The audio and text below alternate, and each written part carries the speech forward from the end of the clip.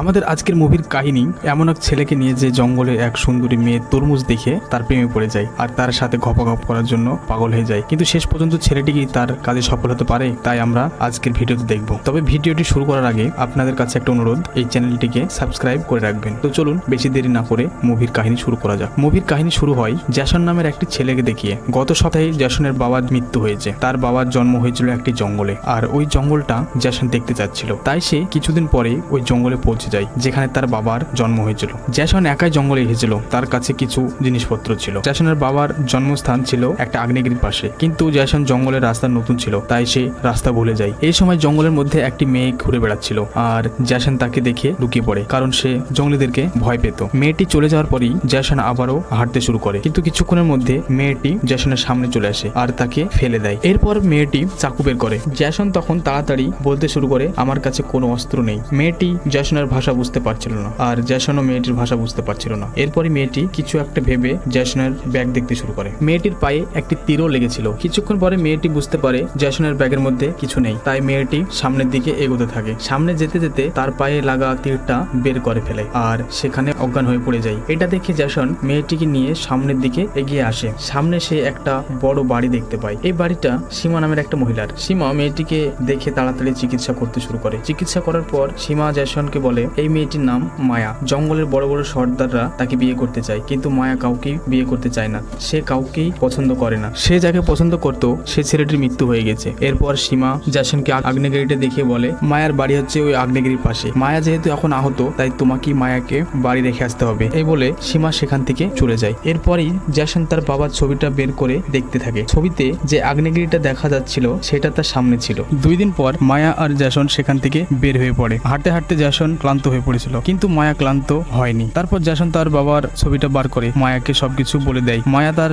ভাষা বুঝতে পারছিল না, কিন্তু এটা বুঝতে পারে জ্যাসনের বাবা জঙ্গলি ছিল। তখনই মায়া কিছু জঙ্গলিদেরকে দেখে সতর্ক হয়ে যায়, আর তারা লুকিয়ে লুকিয়ে সামনের দিকে এগোতে থাকে। মায়া জঙ্গলের রাস্তা ভালোভাবে চিনত, তাই সে তাড়াতাড়ি হেঁটে যাচ্ছিল। এদিকে জ্যাসনের নজর পড়েছিল মায়ার বড় বড় তরমুজ আর ব্যাকপ্যাকের উপর। মায়াকে দেখে তার কিছু কিছু ফিল হচ্ছিল, কিন্তু সে মায়াকে দেখে ভয়ও পাচ্ছিল। কিছুটা হাঁটার পর সমুদ্রের ধারে পৌঁছে যায়। সমুদ্রের ধারে একটা বোট দাঁড় করানো ছিল। এরপর তারা বোটে করে ওই আগ্নেয়গিরির দিকে যেতে শুরু করে। তখনই জ্যাসন একটা বড় শয়তানকে দেখতে পায়। এই বড় শয়তানটাকে দেখে জ্যাসন অনেক ভয় পেয়ে যায়। শয়তানটা এদেরকে ধরার চেষ্টা করছিল, আর মায়া জানতো শয়তানকে কিভাবে ধোঁকা দিতে হয়, তাই সে শান্ত ছিল। এরপর মায়া বোটের স্পিড আরো বাড়িয়ে দেয় যাতে তারা শয়তানের কাছ থেকে দূরে যেতে পারে, কিন্তু কিছু দূর যাওয়ার পরই তাদের বোট খারাপ হয়ে যায়। তাই মায়া প্রথমে জ্যাসনকে পানিতে ধাক্কা মারে, এরপর সেও নিজে পানিতে লাফ দেয়। জ্যাসন সাঁতার জানতো না, তাই মায়া জ্যাসনকে টেনে সমুদ্রের ধারে নিয়ে আসে, কিন্তু শয়তান এখনো তাদের পিছু করছিল। তারা দুজন একটা বড় পাথরের পেছনে লুকিয়েছিল, তাই শয়তান তাদেরকে দেখতে না পেয়ে সেখান থেকে চলে যায়। এরপর মায়া জ্যাসনের জ্ঞান ফেরানোর অনেক চেষ্টা করে, কিন্তু কিছুই হচ্ছিল না। এক পর্যায়ে মায়া তাকে ছেড়ে চলে যেতে চায়, কিন্তু কিছু ভেবে সে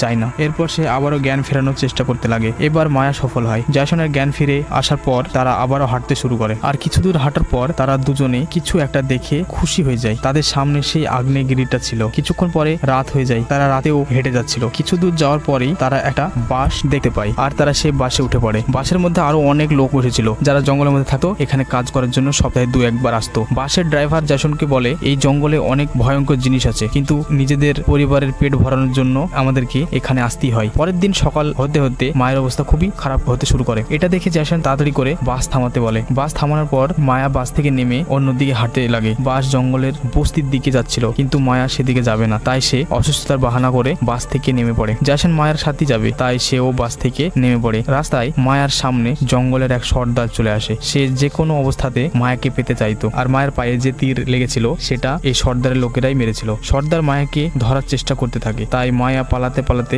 বাসের মধ্যে ঢুকে পড়ে। জ্যাসন মায়াকে বাঁচানোর চেষ্টা করছিল, এই জন্য জ্যাসন আর সর্দারের মধ্যে লড়াই হয়ে যায়। সর্দার অনেক শক্তিশালী ছিল, সে জ্যাসনকে অনেক মেরে তার অবস্থা খারাপ করে দেয়, কিন্তু জ্যাসন হার মানার ছেলে ছিল না, তাই সে ও সর্দারের সঙ্গে লড়াই করে। এরপর জ্যাসন মায়াকে সাথে নিয়ে সেখান থেকে পালিয়ে যায়। তারা পালাতে পালাতে একটা রেল লাইনের উপরে চলে আসে। এরপর ছোট এই গাড়িতে করে পালাতে শুরু করে। সর্দার আর তার লোকেরা তাদেরকে ধরার চেষ্টা করে, কিন্তু তারা ব্যর্থ হয়। এরপর রাত হয়ে যাওয়ার কারণে তারা এক জায়গায় বসে রেস্ট করছিল। তখনই জ্যাসন মায়ার সৌন্দর্যের অনেক প্রশংসা করে। আসলে মায়ার সঙ্গে সে ঘপ করে তার তেল বার করতে চাচ্ছিল। এরপর সে যখন মায়ার কাছে যায় তখন মায়া তাকে ইগনোর করে। জ্যাসন মায়ার কথা বুঝতে পেরেছিল, তাই সে মন খারাপ করে তার থেকে দূরে সরে যায়। সর্দারের লোকেরা এখানেই ছিল, তাই কিছুক্ষণের মধ্যে তারা জ্যাসন আর মায়াকে ঘিরে ফেলে। এরপর সর্দার মায়া মায়ার কাছে তার ভালোবাসার ভিক্ষা চায়। সর্দার মায়াকে বিয়ে করতে চাচ্ছিল। মায়াও সর্দারের ভালোবাসা দেখে প্রথমে তাকে পাপি দেয় আর বলে আমি তোমার তেল অবশ্যই বের করব। এই বলে মায়া সর্দারের সাথে যেতে লাগে। জ্যাসনও বুঝতে পেরেছিল মায়া তার জন্য এসব করছে, তাই সে সর্দারকে মারতে চায়, কিন্তু সর্দার তাকে মেরে অজ্ঞান করে দেয়। এরপর যখন জ্যাসনের জ্ঞান ফিরে আসে তখন সে নিজেকে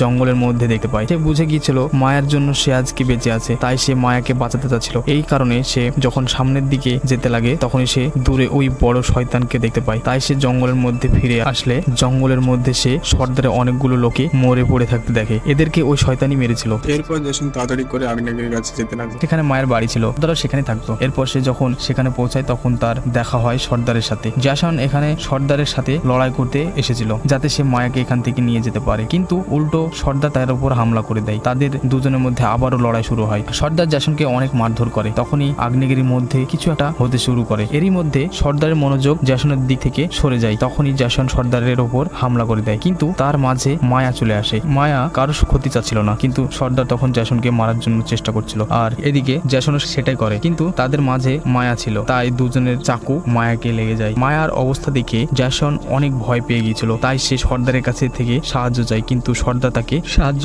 করে না। জ্যাসন যে কোনো ভাবে মায়াকে বাঁচাতে চাচ্ছিল, কেননা জ্যাসন মায়াকে ভালোবেসে ফেলেছিল। সেও তাকে বিয়ে করতে চাচ্ছিল, কিন্তু মায়া জ্যাসনকে চুমু দিয়ে চিরদিনের মতো চোখ বন্ধ করে ফেলে। আসলে মায়াও জ্যাসনকে ভালোবেসে ফেলেছিল। জ্যাসনকে বাঁচানোর জন্যই সে সর্দারের সঙ্গে গিয়েছিল, আর জ্যাসনকে বাঁচাতে গিয়ে মায়া মারা গেল। কাহিনীর শেষে জ্যাসন নিজের ঘরের দিকে যেতে শুরু করেছিল। সে তার বাবার জন্মস্থান তো দেখে নিয়েছিল, কিন্তু সাথে সাথে সে মায়াকেও হারিয়ে ফেলেছিল। এরই সঙ্গে মুভির কাহিনী এখানে শেষ হয়ে যায়। আমার এই ভিডিওটি দেখার জন্য অনেক অনেক ধন্যবাদ। দেখা হচ্ছে পরের ভিডিওতে।